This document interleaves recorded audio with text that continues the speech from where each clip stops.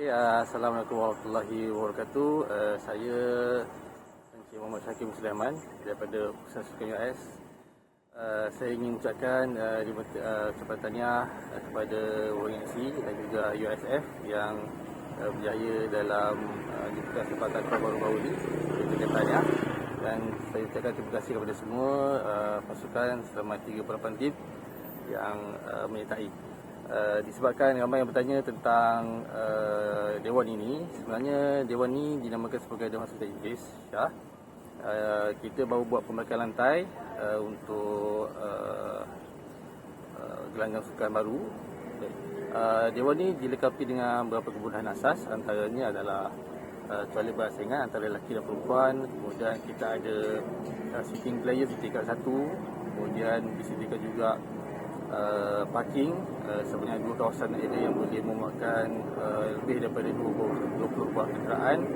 Kemudian di Dewan sini juga mempunyai kemudahan asas seperti kafeteria, tempat makan, memudahkan orang ramai lah untuk berkunjung di US, terutamanya bila melibatkan sesuatu kejohanan.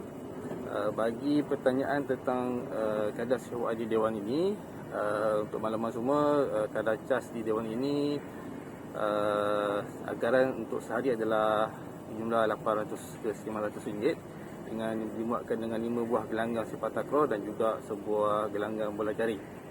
Bagi tambahan sewa utilities, bagi sejam anggarannya dalam sehari adalah 2,000 untuk keseluruhan penggunaan lah.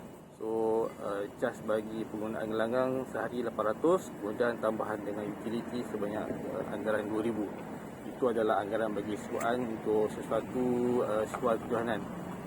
Jadi, sesiapa yang berminat boleh menghubungi pihak saya ataupun di USDE, ataupun boleh buat lawatan awal untuk melihat kemudahan-kemudahan yang disediakan. Sekian, terima kasih.